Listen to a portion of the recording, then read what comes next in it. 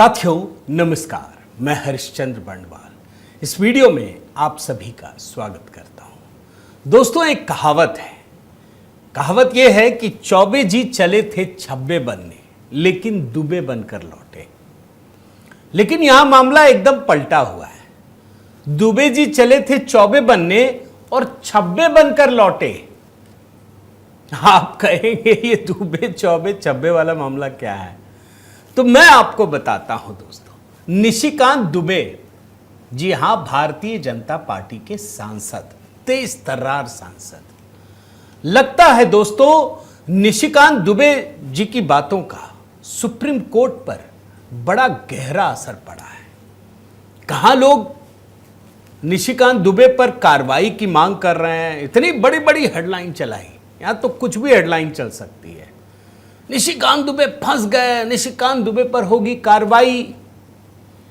और कहां supreme court ये कह रहा है कि भैया हम पे तो इतने सारे आरोप लग रहे हैं। और देखिए, मैं यूं ही नहीं कह रहा हूं। इस समय जब सुप्रीम कोर्ट को लेकर पूरे देश में इतना बड़ा विमर्श, बल्कि कहिए बवंडर खड़ा हो गया है, तो सुप्रीम कोर्ट कैसे फंसता हुआ नजर आ रहा है।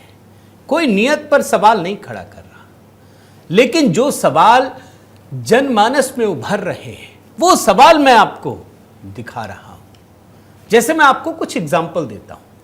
अगर निशिकांत दुबे पर कार्रवाई हो तो लोग सवाल पूछेंगे कि बाकियों पर क्यों नहीं हुआ, और अगर कार्रवाई ना हो तो उधर का इकोसिस्टम वैसे ही पिल पड़ा है। दोनों तरफ फंसे कि नहीं फंसे? आप ले लीजिए बंगाल। अगर बंगाल पर सुनवाई करें तो फंसे, और ना करें तो भी फंसे। फिर तो मणिपुर का मुद्दा उठेगा।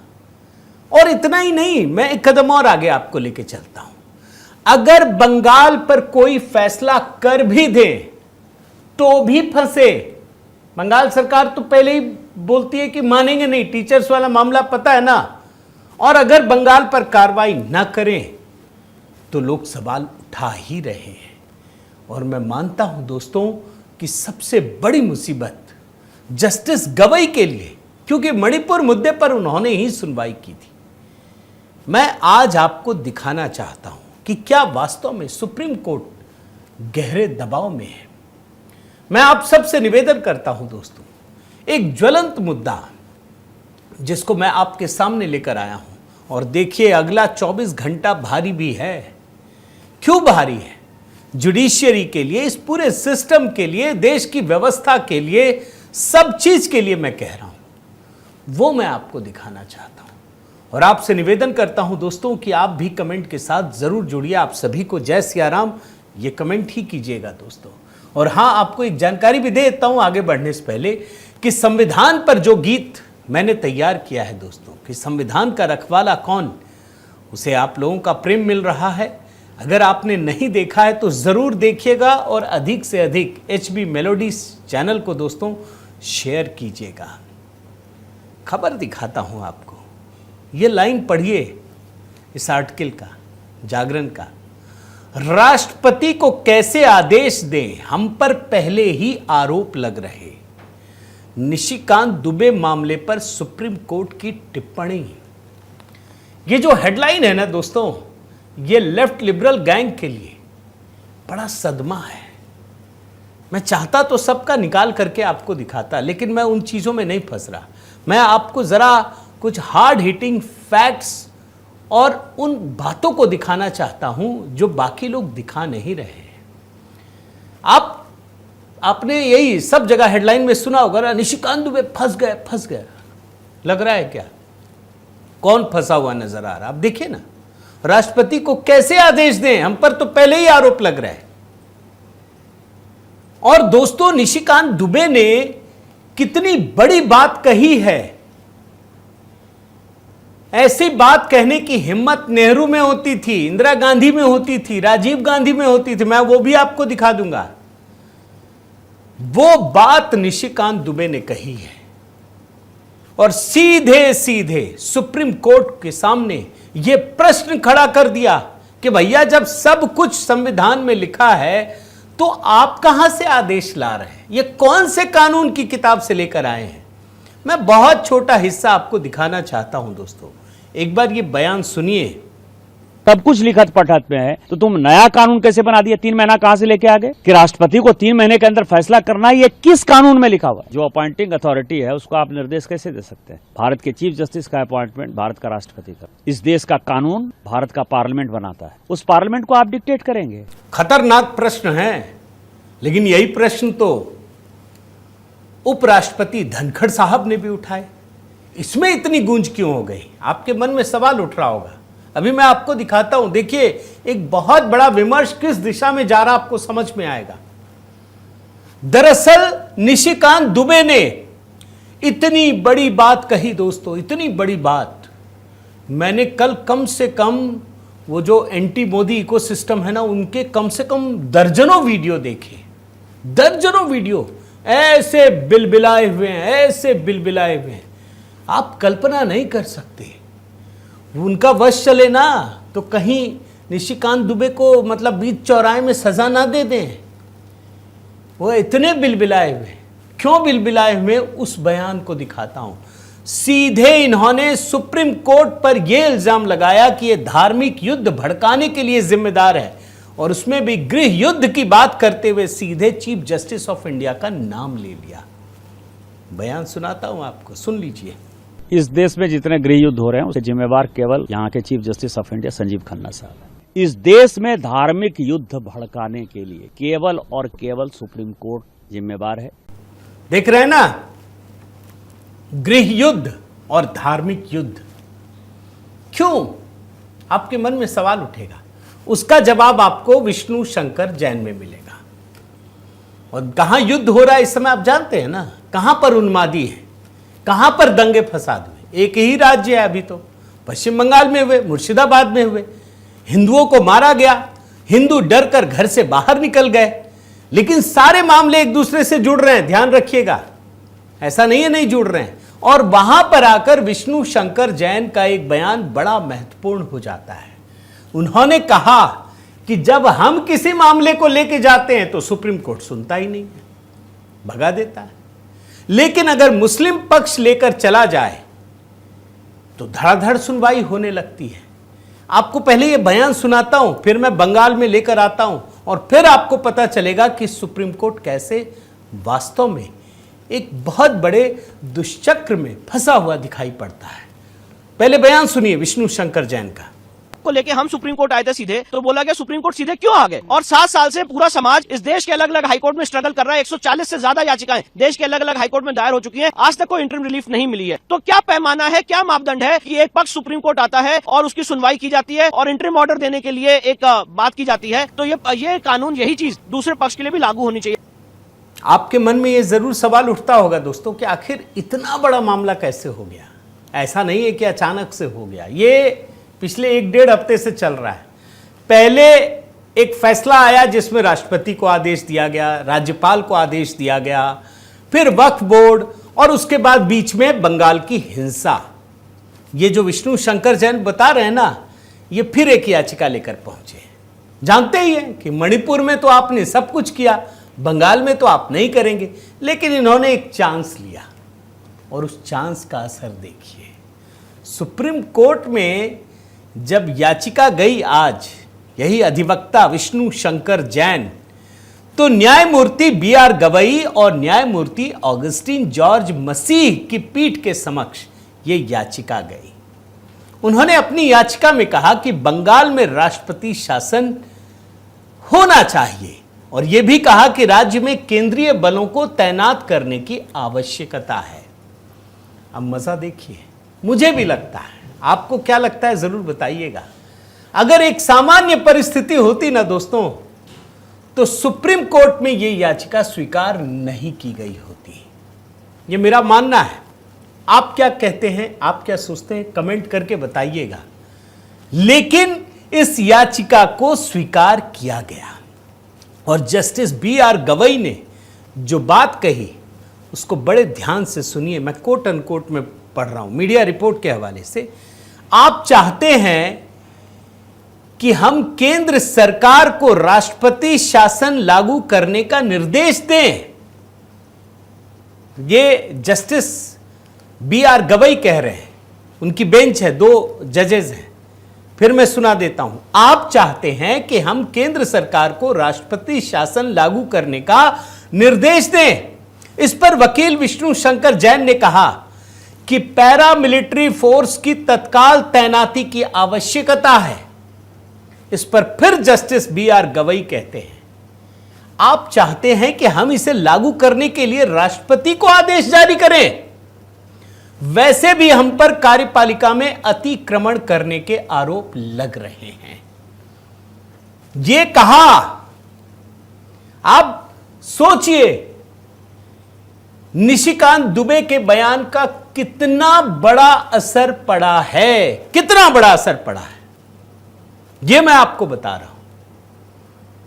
भाई कोई जज, जस्टिस या सुप्रीम कोर्ट आकर किसी का जवाब नहीं देता। अगर किसी ने कंटेम्प्ट किया है तो कंटेम्प्ट ऑफ कोर्ट लगा दो, उसकी अपनी प्रक्रिया, फिर उस पर तो अलग बात होगी। लेकिन इस मुद्दे पर जिस तरीके से जस्टिस बी.आर. गवई ने कहा, इसका मतलब है कि निशिकांत दुबे की बात का कितना गहरा असर हुआ। और जस्टिस गवई ने क्या कहा वो भी सुनिए, मैं आपको यह दिखाता हूं लाइव लॉ का। You want us to issue mandamus directing union to as it is we are alleged of introducing of parliamentary and executive functions।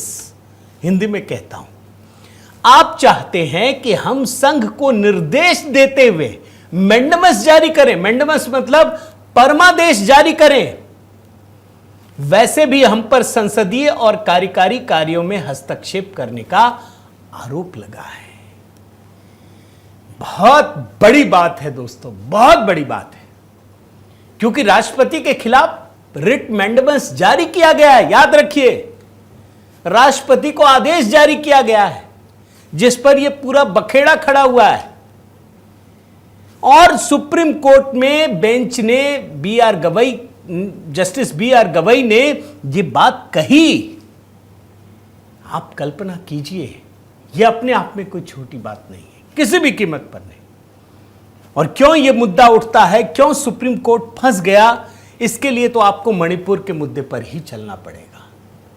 और मणिपुर के मुद्दे पर मैं आपको एक बयान सुनाता हूं। ये सज्जन मनन कुमार मिश्रा हैं, supreme court bar council of India के अध्यक्ष हैं, पिछले कई वर्षों से भारतीय जनता पार्टी के राज्यसभा सांसद भी हैं।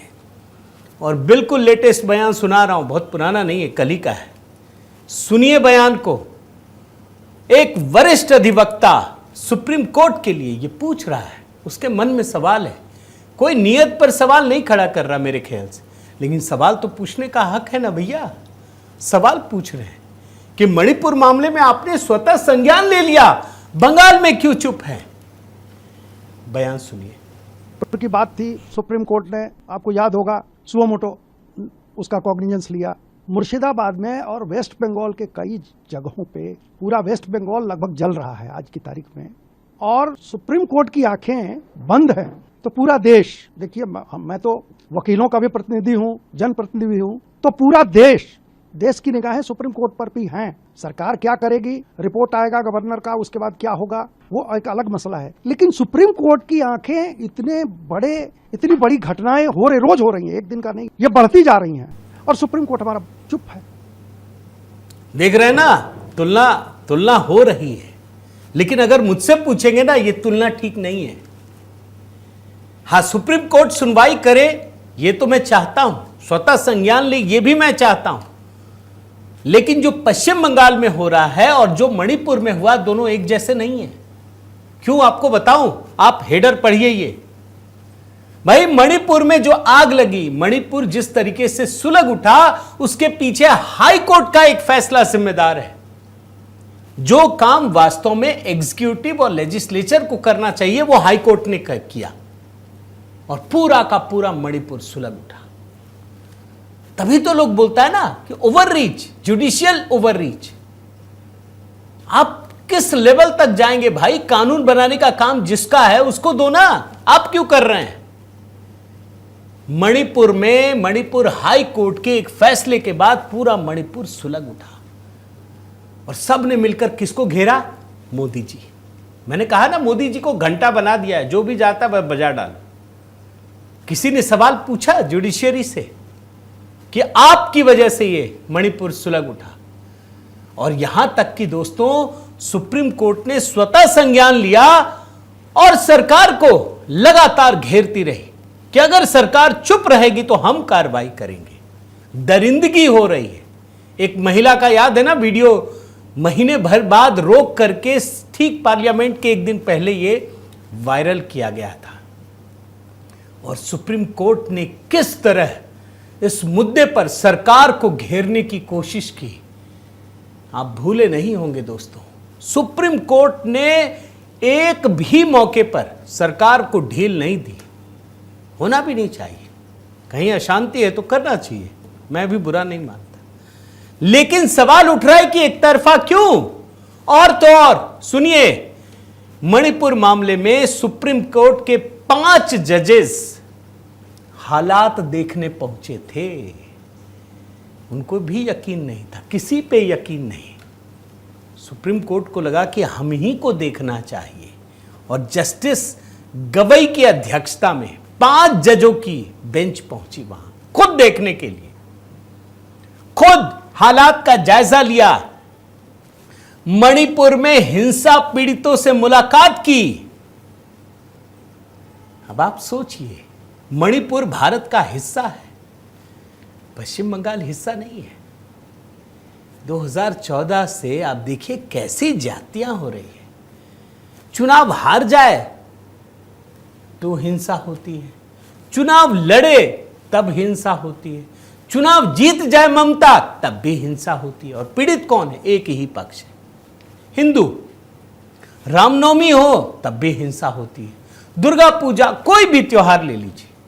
आज भी वक्फ के मामले में हिंसा की गई। किसको मारा गया? हिंदुओं को मारा गया। तो भाई सवाल उठेगा ना, वहां तो कोर्ट के फैसले से भड़का हिंसा, यहां किसने भड़काया? क्या हिंदू जाकर मारपीट कर रहे थे? खुद सोचिए। और उस मामले में सुप्रीम कोर्ट ने सुनवाई शुरू की थी। लेकिन मजा देखिए, मैं तो पढ़ रहा था सोशल मीडिया में कि यहां सुप्रीम कोर्ट ये कहकर कहीं विक्टिम कार्ड तो नहीं खेल रहा है, भैया हम कैसे सुन लें, कैसे करें। और एक याचिका स्वीकार की, लेकिन 2 याचिका खारिज भी की। मैं आपको दिखाता हूं। सुप्रीम कोर्ट के वकील शशांक शेखर झा और विशाल तिवारी ने भी याचिका दाखिल की थी, लेकिन सुप्रीम कोर्ट ने उनकी याचिका पर विचार करने से इनकार कर दिया। कोर्ट ने दोनों वकीलों से अपनी याचिकाएं वापस लेने और बेहतर याचिकाएं दायर करने के लिए कहा। इसमें एसआईटी जांच की मांग की गई थी। चलिए, याचिका तो बेकार है, मान लिया जाए। लेकिन जैसा मनन कुमार मिश्रा जी ने कहा, मणिपुर में तो कोई याचिका भी नहीं आई थी। ये जो वहां की महिलाएं रो रही हैं, चीख रही हैं, कोई भी जाता है, जरा सा लगता है कि यहां हमारी जिंदगी सुरक्षित है। मैंने देखा दोस्तों, कोई रिपोर्टर पहुंच जाता है, रोती है, गाती हैं, गिड़गिड़ाती हैं, हमको बचा लो।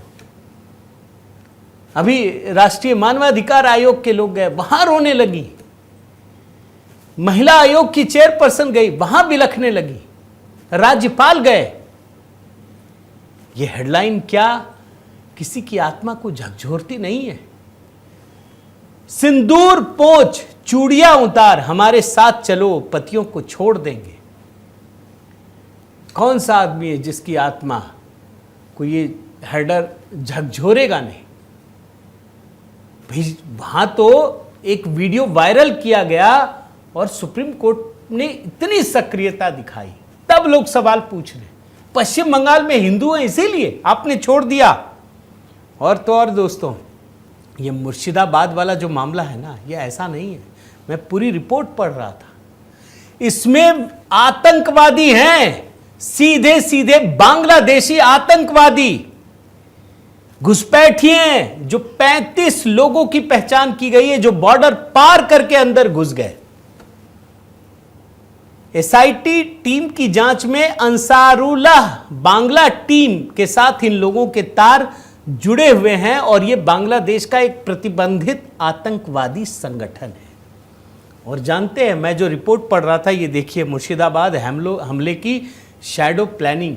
आप जानते हैं इसकी प्लानिंग 3 महीने पहले बनाई गई थी। जो मैं रिपोर्ट पढ़ रहा हूं कि भैया मुर्शिदाबाद में हमला करके खाली करना है, जैसे कश्मीर से विहीन कर दिए।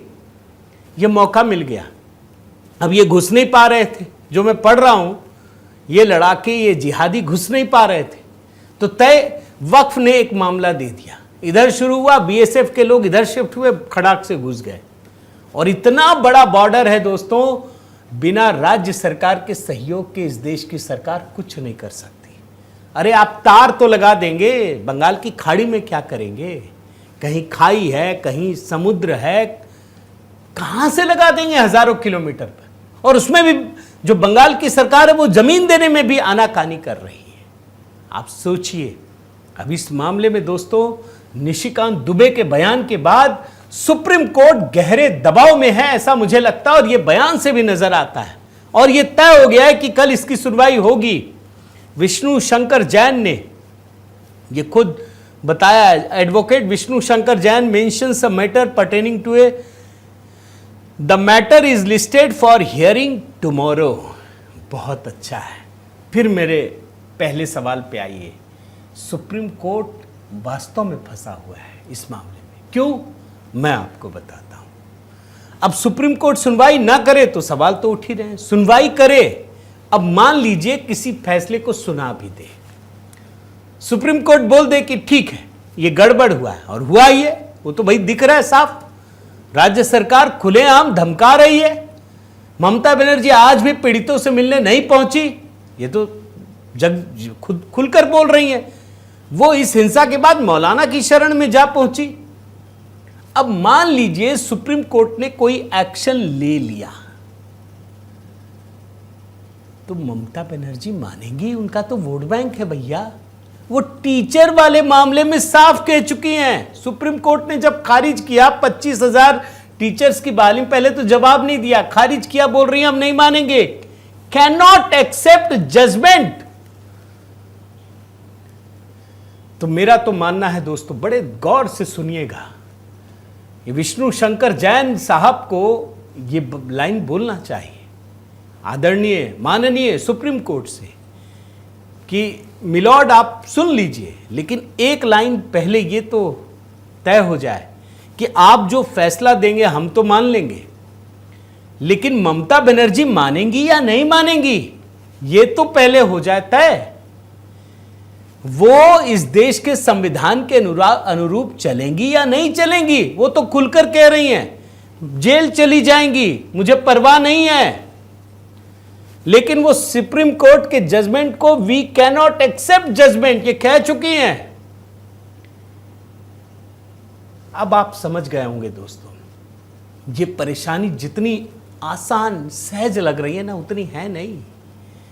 ये जो इकोसिस्टम मायूस होकर इस तरीके के सवाल उठा रहा है, जो प्रो इकोसिस्टम की बात कह रहा हूं, दरअसल अभी ये जंग बहुत लंबी है, ये लड़ाई बहुत लंबी है। मैं जंग वो हथियारों वाली नहीं कह रहा, ये जंग इसलिए लंबी है क्योंकि दूसरा इकोसिस्टम बेहद रेडिकलाइज्ड, कट्टर हो चुका है। वो वोट बैंक के लिए किसी भी हद तक जाने को तैयार है, वो किसी के नहीं सुनेगा। अरे सरकार छोड़िए, एक भी कानून पर ठीक से पालन करने दिया, सीएए में क्या कुछ दंगा फसाद नहीं किया, किसी की नागरिकता गई क्या? नहीं गई। तो ये इकोसिस्टम मान चुका है कि लड़ना ही है, मरना ही है, लोगों को भड़काने के लिए किसी भी हद तक जा सकता है। तो सुप्रीम कोर्ट के लिए बहुत बड़ी चुनौती खड़ी हो गई, ये मैं मानता हूं। बाकी आपकी राय क्या है दोस्तों इस विषय पर? मैं ज़रूर चाहूँगा कि आप निश्चित रूप से कमेंट के साथ आइए, बताइए कि आप क्या सोचते हैं। सुप्रीम कोर्ट के लिए ही नहीं, पूरे देश के लिए ये एक ऐसी परिस्थिति है जिसको संभालना बड़ा ज़रूरी है। मुझे तो मोदी जी पे भरोसा है। बाकी आप क्या सोचते हैं ज़रूर बताइएगा। और दोस्तों आपसे निवेदन है कि कमेंट के साथ लाइक कीजिए, सब्सक्राइब कीजिए इस चैनल को, अधिक से अधिक लोगों तक वीडियो पहुंचाइए। और हाँ, HB मेलोडी ज़रूर देखिए दोस्तों, इस पर तो ऐसे ऐसे गाने आप लोगों की नज़र से कई गाने छूट भी गए होंगे। मैंने एक गीत अल्फ़ाबेट्स पर भी तैयार किया था, फिर मैंने संविधान पर भी तैयार किया, बाकी नवरात्रि के सारे मंत्र तैयार करके अपलोड किए थे और आने वाले समय में एक श्याम भजन की तैयारी कर रहा हूँ दोस्तों। तो आप उस पर भी अपना स्नेह बनाए रखिए। व्हाट्सएप चैनल है, उससे जुड़िए। सभी नंबर आपके स्क्रीन पर हैं, जैसे जुड़ना चाहें। बहुत बहुत धन्यवाद। जय सिया राम।